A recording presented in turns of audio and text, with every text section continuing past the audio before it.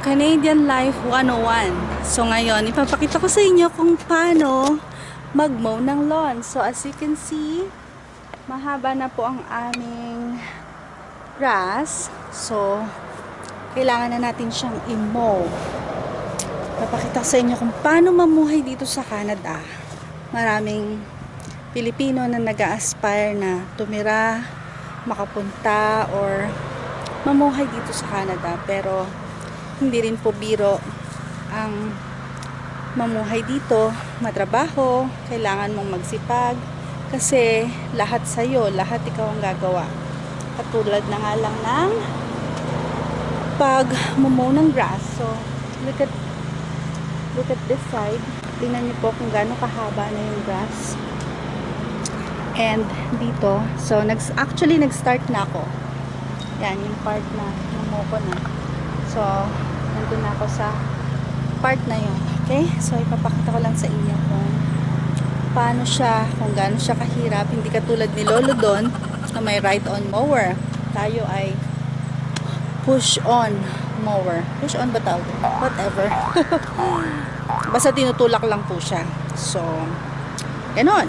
Okay. So, samahan niyo po ako. So, naka-boots ako, as you can see. Kasi, parang hindi pumasok yung mga grass sa paa ko. And, nagsombrero ako kasi mainit. Kung hindi, masusunog tayo. Tapos, may earbuds ako. Kasi, habang nagmumow ako, nakikinig ako sa worship music.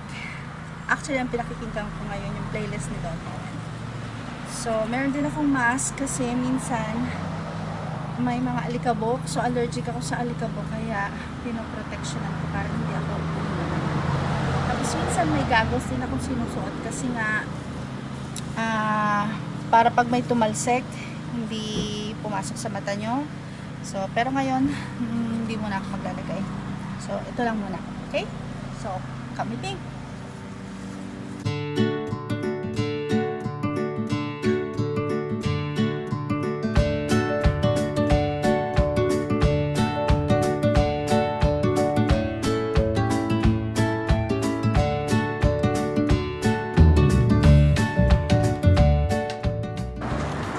So guys, papakita ko sa inyo. Ito yung lawn mower. So, yan. So, naka-connecta siya doon. So, wired siya. Tapos, nasaksak nyo lang siya dito sa extension. And then, mayroon siyang start button dito. And then, pupull nyo tong lever para gumana. Yeah. Okay, so let's finish the whole thing and the other side.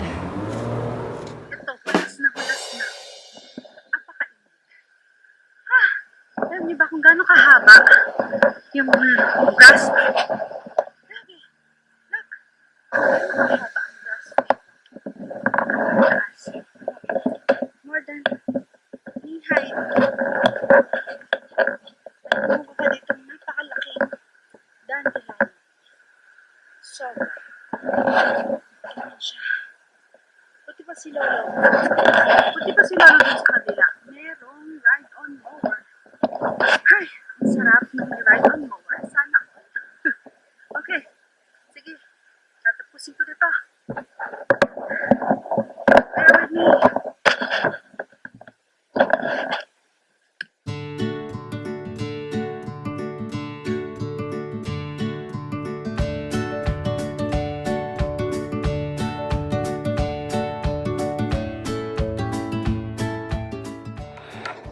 Okay guys, malapit na tayo matapos. Kalahati na lang. Actually, 1/4 na lang. Halos tapos na. Magre-reapply lang ako ng sunscreen kasi sakit talaga sa balat. Sobra. Parang, alam nyo sa Pilipinas, masakit sa balat yung araw, diba? Dito, masakit din siya sa balat. Pero, ang difference is dito, malamig yung hangin. Sa Pilipinas, mainit yung hangin. Yun ang difference nila. Pero, pareho lang. Init din pag summer. Pero, sobra. Okay guys, tapos na tayo mag-apply mag-re-apply ng ating sunscreen. And by the way, ang aking sunscreen ay wala siyang fragrance. So, maganda siya sa mga sensitive skin. And SPF 50 pa siya. So, UVA, UVB. Okay, so let's continue. Sasama ko kayo dito. Pag ginawa ko tong pinakamalaki. Okay?